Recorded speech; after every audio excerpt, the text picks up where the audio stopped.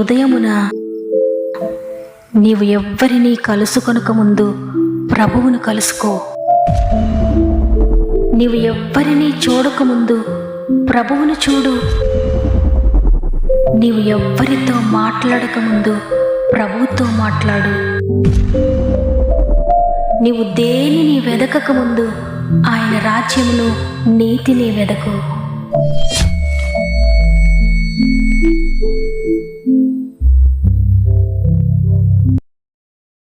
Praise the lord. ఈ ఉదయకాలమున God first అనే వాగ్దాన కార్యక్రమానికి మిమ్మల్ందరినీ హృదయపూర్వకంగా ఆహ్వానిస్తూ ప్రభు నామములో మీ అందరికీ నా యొక్క ప్రత్యేకమైన శుభములు తెలియజేస్తున్నాను. ప్రియ సహోదరి, ప్రియ సహోదరుడా, ఈ ఉదయాన్నే మీరందరూ ఎలా ఉన్నారు? దేవుని అత్యంత కృపను బట్టి ఉదయాన్నే మనము దేవుని వాగ్దాన్ని వినగలుగుతున్నాం, ప్రార్థించగలుగుతున్నాం. ఇదంతా కూడా కేవలము దేవుని కృపే. ఎంతోమందికి ఆశ ఉన్నా వినలేని పరిస్థితుల్లో ఉన్నారు. అయితే చాలామంది వాక్యం వింటూ ఉన్న దిగులు, ఏదో చింత, ఏదో అధైర్యము, ఏదో పోగొట్టుకున్నట్టుగా నెమ్మది లేని పరిస్థితి నేను కలిగి ఉన్నాను అనుకుంటున్నారేమో. అయితే నిరుత్సాహపడద్దు. దేవుడు మాట ఇచ్చారు అంటే దానికి ఆయన కట్టుబడి ఉంటారు. మాట తప్పని ప్రభువుని మనం నమ్ముకున్నాం. నీ జీవితంలో నీకు ఇచ్చిన ప్రతి మాటను ఆయన నెరవేరుస్తారు. కాబట్టి వాగ్దానాన్ని గట్టిగా పట్టుకోండి, ప్రార్థనలో పోరాడండి. దాని నెరవేర్పును మీరు చూడబోతున్నారు.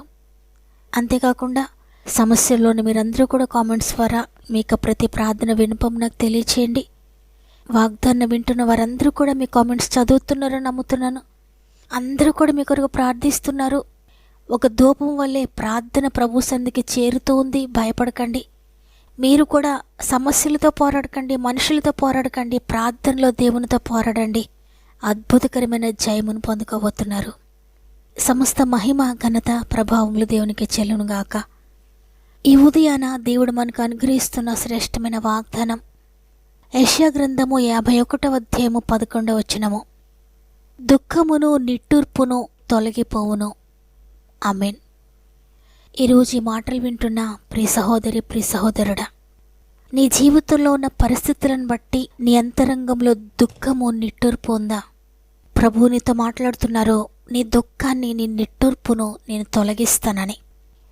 ఎందుకు దేవుడి వాగ్దానాన్ని ఇస్తున్నారంటే నీ అంతరంగంలో ఉన్న దుఃఖాన్ని, నీవు నిట్టూర్పులు విడవడాన్ని నీ ప్రక్కన ఉన్నవారు కూడా గమనించలేకపోవచ్చు. నీ స్వంత వారు కూడా నీ హృదయంలో ఉన్న బాధను తెలుసుకోలేకపోవచ్చు. అయితే ప్రభు నీ హృదయాన్ని ఎరిగిన వాడు, నీ అంతరంగాన్ని చూస్తున్న దేవుడు. పైకి ఒకవేళ అందరికీ నువ్వు మంచిగా కనబడుతున్నా, నవ్వుతూ కనబడుతున్నా, నీ హృదయం లోపల ఉన్నటువంటి నీ బాధను ఆయన మాత్రమే చూడగలుగుతున్నాడు. ఆయనకు మాత్రమే తెలుసు నువ్వు అనుభవిస్తున్న బాధ. ఎవ్వరూ చూడకుండా నీవు విడుస్తున్న నిట్టూర్పులు ప్రభువుకు మాత్రమే తెలుసు. అందుకే ఆయన ఈరోజు నీతో మాట్లాడుతున్నారు. నా బిడ్డ, భయపడొద్దు. నీ దుఃఖాన్ని, నీ నిట్టూర్పును తొలగిపోయేటట్లుగా ఒక అద్భుతాన్ని నీ జీవితంలో చేయబోతున్నాను. నీ హృదయం ఏ బాధతో అయితే నిండిపోయిందో, దేనిని గుర్చైతే ఎవరు చూడకుండా నువ్వు ఏడుస్తున్నావో, ఎవ్వరికీ తెలియకుండా నువ్వు నిట్టూర్పు విడుస్తున్నావో, అది నేను చూస్తున్నాను. నాకు మరుగైనది ఏదీ లేదు. అందరూ నీ పైరూపాన్ని లక్ష్య పెడుతున్నారేమో, కానీ నేను నీ అంతరంగాన్ని చూస్తున్నాను. నీ అంతరంగంలో ఉన్న బాధ నుండి నేను విడిపిస్తానని. హన్నా కూడా భరించలేని బాధతో, హృదయమంతా నిండిపోయిన వేదనతో దేవుని సన్నిధిలోకి వెళ్ళి ఏడుస్తూ ఉంది, దుఃఖిస్తూ ఉంది, నిట్టూర్పులు విడుస్తూ ఉంది. అయితే దైవజనుడు కూడా ఆమె హృదయాన్ని తెలుసుకోలేకపోయాడు. నువ్వు మత్తురాలవై ఉన్నావు, నువ్వు నిద్రపోతున్నావు అన్నాడు. హృదయాన్ని చూచే దేవుడు మాత్రం తన నిట్టూర్పును చూచాడు. తన అంతరంగంలో ఉన్న బాధను చూచాడు. తన హృదయం పగిలిపోయే విధంగా ఉందని చూచాడు. చూచుచున్న దేవుడు అద్భుతకరంగా ఆమె హృదయంలో ఉన్న బాధను తీసివేసి గొప్ప కార్యాన్ని ఆమె జీవితంలో జరిగించాడు. ఈరోజు నిన్ను కూడా ఆయన చూస్తున్నాడు. నీ నిట్టూర్పులైన చూస్తున్నాడు. నీ దుఃఖాన్ని ఆయన చూస్తున్నాడు. నీవు అనుకుంటున్నావేమో, దేవుడు చూస్తున్నాడు కానీ ఇన్ని సంవత్సరాలుగా నా జీవితంలో దుఃఖం ఉంది కదా, ఎంతగా ప్రార్థిస్తున్నాను కానీ ఆయన ఏ కార్యం చేయలేదు, ఇంకా జరుగుతుందా అని. చాలామంది నాకు ఫోన్ చేస్తూ ఉంటారు, కామెంట్స్లో కూడా పెడుతూ ఉంటారు, అమ్మా నాకు బ్రతకాలని లేదు, ఇక నేను ఈ సమస్యలు తట్టుకోలేకపోతున్నాను, నాకు ఆత్మహత్య శరణ్యము, నాకు చనిపోవాలనుంది అని. అయితే నిన్ను నరకాగ్నిలో పడవేయాలని సాతాను నువ్వు బ్రతకడం వల్ల ఉపయోగం లేదు, నువ్వు బ్రతకడం వల్ల ఏమీ లాభం లేదు, ఎవరికి నువ్వంటే ఇష్టం లేదు అనే ఒక ఆలోచన నీకు పెడుతూ ఉంటాడమ్మా. కాబట్టి నేను మరణించాలి, నేను చనిపోతేనే మంచిదనే ఆలోచన తీసివేయి. నీకెన్ని కష్టాలున్నా, ఎన్ని భయంకర పరిస్థితులు ఎదుట ఉన్నా, కేవలం శరీర అవసరతల గురించి మాత్రమే నువ్వు ఏడవద్దు, శరీర సమస్యల గురించి మాత్రమే నువ్వు ఏడవద్దు. నీ ఆత్మ ఎక్కడికి వెళ్తుందా అనే విషయం గురించి ఏడువు, కన్నీరు కార్చు. అయ్యా, నేను నిత్య నరకాగ్నికి వెళ్ళకూడదయ్యా, నా పేరు జీవగ్రంథంలో రాయండి తండ్రి, నా ఆత్మ నిత్య జీవంలో నీతో సంతోషంగా ఉండాలి, నిత్య నరకాగ్నికి నా ఆత్మ వెళ్ళకూడదని దుఃఖపడండి, కన్నీరు కార్చండి, ఏడవండి. ఆయన రాజ్యమును గురించి, ఆయన నీతిని గురించి వెతికి నీ ఆత్మను గురించి నువ్వు ఏడ్చినట్లయితే నీ శరీరాన్ని గురించి ప్రభువు చూసుకుంటారు. కాబట్టి మరణిస్తాననే మాట శత్రు దగ్గర నుండి వచ్చింది. వాడు అబద్ధికుడు, అబద్ధాలకు జనకుడు. కాబట్టి వాడు అబద్ధాలు నువ్వు నమ్మొద్దు. నువ్వు బ్రతకడం వల్ల ఎవరికి సంతోషం లేదు, ఎవరికి ఉపయోగం లేదనే ఒక పెద్ద అబద్ధాన్ని నీకు చెప్తూ ఉన్నాడు. సాతాన్ని ఎదిరించండి, వెంటనే మోకరించి ప్రభు సన్నిధిలో ప్రార్థించేయండి. దేవుని శక్తి కొరకు ఎదురు చూడండి, ఆయన నీకు శక్తిని అనుగ్రహిస్తాడని అనేక మందికి నేను చెప్తూ ఉంటాను. నిజమే, ఈ లోకంలో సమస్యలు ఒకవేళ నీవు తట్టుకోలేక ఆత్మహత్య అనేటువంటి ఆలోచన నీకు కలుగుతుందేమో. ఈరోజు ప్రభు నీతోనే మాట్లాడుతున్నారు. ఒకవేళ నీ ఆర్థిక సమస్యలను భరించలేక మరణించాలనుకుంటున్నారా? నీ అనారోగ్య సమస్యను భరించలేక ఇక మరణమే అనుకుంటున్నారా? నీ బిడ్డలను గూర్చి, లేక నీ భర్తను గూర్చి, లేక నీ భార్యను గూర్చి, నీ జీవితంలో ఉన్న ఆ భయంకరమైన బంధకాలను గూర్చి భరించలేని పరిస్థితుల్లో మరణిస్తే బాగుండని అనుకుంటున్నారా? ప్రియ దేవుని బిడ్డలారా, నువ్వు మరణించాల్సిన అవసరం లేదు. నీ కొరకు ప్రభు సిలువలో మరణించారు. ఆయన నీ కొరకు ప్రాణం పెట్టారు. ఆయన నీ కొరకు రక్తం కార్చారు.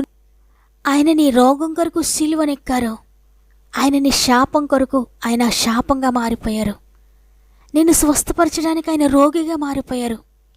నీ నిందల నుండి నేను విడిపించడానికి ఆయన నిందలు అనుభవించారు. నీ ఆర్థిక భారాలను విడిపించడానికి, నిన్ను ధనవంతునిగా చేయడానికి ఆయన నీ కొరకు దరిద్రుడిగా మారిపోయారు. నీ పాపాలను తీసివేయడానికి ఆయన సిలువలో పాపిగా మారిపోయారు. అందువల్లే రక్తం కార్చారు, దెబ్బలు తిన్నారు, గాయపడ్డారు. నీ కొరకు సమస్తమైన వెల చెల్లించబడింది. కాబట్టి నీవు ఇక దుఃఖపడాల్సిన అవసరం లేదు. నీవు కన్నీరు కార్చొద్దు, నీవు నిట్టూర్చొద్దు. నీవెందుకు పనికిరావు, నీకు ఏదీ లేదు, నువ్వు చనిపోని సాతాను నీకు చెప్తూ ఉన్నాడేమో. నేను బ్రతుకుతాను దేవుని కొరకు, నా జీవితంలో ఎన్ని శ్రమలున్నా పర్వాలేదు, నా కొరకు బలి అయిపోయిన నా ప్రభు కొరకు నేను బ్రతుకుతాను. ఆయన నన్ను ఏమి చేసినా పర్వాలేదు, నేను ఏ విధంగా ఉన్నా పర్వాలేదు, ప్రభు కొరకు నేను జీవిస్తాను, ఆయన నన్ను చంపినా పర్వాలేదని ఒక నిర్ణయాన్ని ప్రకటించు. నీ మాటలు విన్నప్పుడు, నీ నిర్ణయాన్ని ప్రకటించినప్పుడు సాతాను నిన్ను విడిచిపెట్టి వెళ్ళిపోతాడు. ఇక ఆత్మహత్య చేసుకోవాలనే ఆలోచన నిన్ను విడిచిపెడుతుంది. నువ్వు ఎదుర్కొంటున్న ప్రతి కష్టము కూడా నిన్ను విడిచిపెడుతుంది. నువ్వు ఎదుర్కొంటున్న ప్రతి శ్రమ నుండి కూడా నువ్వు విడిపించబడతావు. నిన్ను నిత్య నరకాగ్నికి తీసుకువెళ్ళడానికి ఏ శ్రమలైతే పట్టుకొని శత్రువు వచ్చాడో అవన్నీ కూడా తీసుకుని సర్దుకుని వెళ్ళిపోతాడు. కాబట్టి నీవు దేవుని కొరకు నమ్మకంగా నిలువబడు. ఆయన రాజ్యం కొరకు కన్నీరు కార్చు, నీ ఆత్మరక్షణ కొరకు కన్నీరు కార్చు, ఆయన కొరకు జీవించడానికి నువ్వు కన్నీరు కార్చు.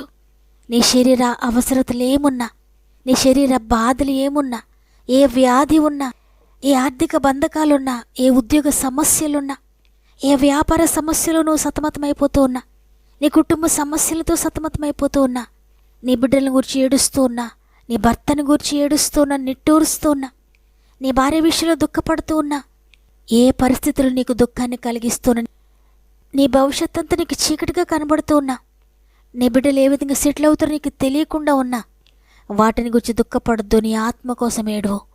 తప్పకుండా నీకు కావలసినవన్నీ ప్రభు చూసుకుంటారు. నీకు కావలసినవన్నీ కూడా ప్రభు దగ్గర ఉన్నాయి. ఆయన దిగువచ్చి నీ కార్యం నేను సఫలం చేస్తాడు. నీవు ఆయన కొరకు నిలవబడితే ఆయన నీ కొరకు నిలవబడతాడు.